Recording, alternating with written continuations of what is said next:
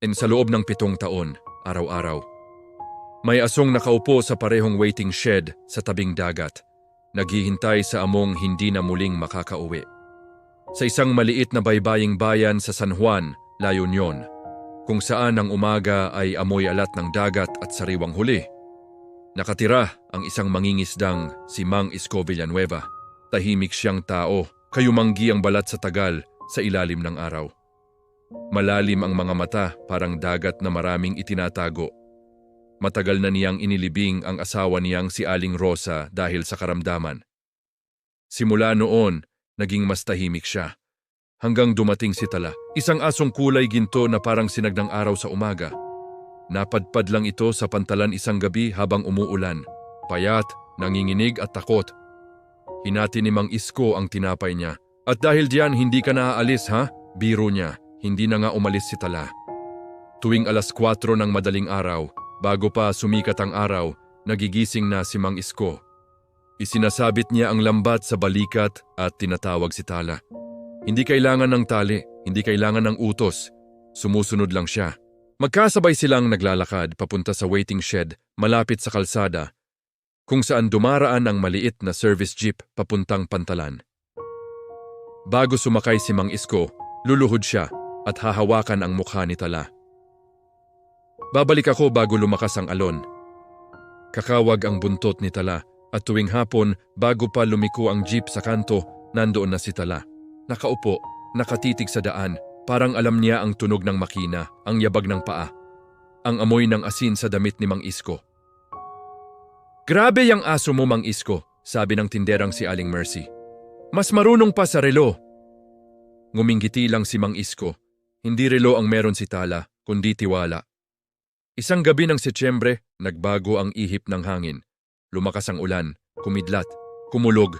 May babala sa radyo, may paparating na bagyo.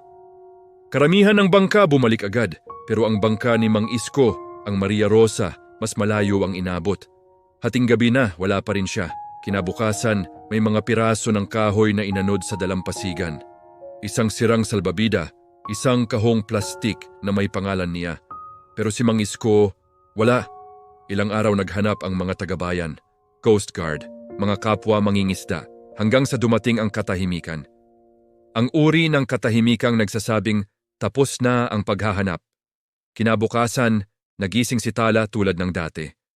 Lumabas siya ng bahay, naglakad papunta sa waiting shed, umupo. Dumaan ang jeep, wala si Mang Isko, lumapit ang driver na si Kuya Lando, umupo sa tabi niya.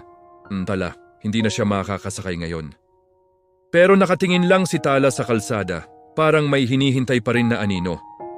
Isang araw, 2 araw, 1 linggo, 1 buwan, 1 taon. Araw-araw nandoon si Tala, umuulan man, umiinit man ang araw, binabagyo man ang buong bayan, sinubukan siyang iuwi ng mga kapitbahay, pinapakain siya, pinapaliguan. Pero tuwing madaling araw, babalik siya sa waiting shed. Ang mga bata, bago pumasok sa eskwela, uupo sa tabi niya. Hintayin natin si Lolo Isko, biro nila kahit alam ang totoo. May mga matandang nagdadala ng banig para hindi siya malamigan. Si Kuya Lando, nagtatabi ng tinapay araw-araw, unti-unting naging simbolo si Tala ng bayan. Hindi lang siya aso na naghihintay. Isa siyang paalala, 7 taon ang lumipas. Nagpalit ang mga mayor, lumaki ang mga bata, may mga bagong tindahan. Pero si Tala, araw-araw pa rin sa parehong lugar. Ngunit tumanda na siya, pumuti ang nguso, bumagal ang lakad. Isang umaga ng Disyembre, malamig ang simoy ng hangin. Naglakad si Tala papunta sa waiting shed. Umikot siya ng marahan, humiga, dumaan ang jeep, hindi siya tumayo, lumapit si Kuya Lando. Tala, mahinang-mahina ang paghinga niya. Nakatitig pa rin siya sa kalsada, parang sa isip niya, anumang sandali, bababa si Mang Isko at hahaplusin siya. Doon sa parehong lugar na pinaghintayan niya ng 7 taon, tahimik siyang pumikit. Buong bayan ang dumalo sa maliit niyang libing sa tabi ng dagat. May mga batang may dalang bulaklak. May mga mangingisdang tahimik na nakatingin sa alon. Si Kuya Lando hindi napigilan ang pag-iyak. Inilibing siya na nakaharap sa dagat. Sa maliit na kahoy na karatula nakasulat, Tala, naghintay hanggang dulo. At may nagbago sa San Juan. Mas madalas nang magkumustahan ang magkakapitbahay. Mas maraming ama ang umuuwi ng mas maaga. Mas maraming pamilya ang sabay-sabay kumakain ng hapunan. Dahil ipinaalala ni Tala ang isang bagay na matagal na nilang nakalimutan. Ang tunay na pagmamahal hindi sumusuko. Hindi ito umaalis kapag masakit. Hindi ito tumitigil kahit walang kasiguruhan. Ito ay naghihintay. Ang pagmamahal ay hindi nasusukat sa haba ng panahon, kundi sa pananatili kahit walang katiyakan. Minsan, ang aso pa ang magtuturo sa atin kung paano magmahal ng buo. Kung ikaw si Tala, maghihintay ka rin ba?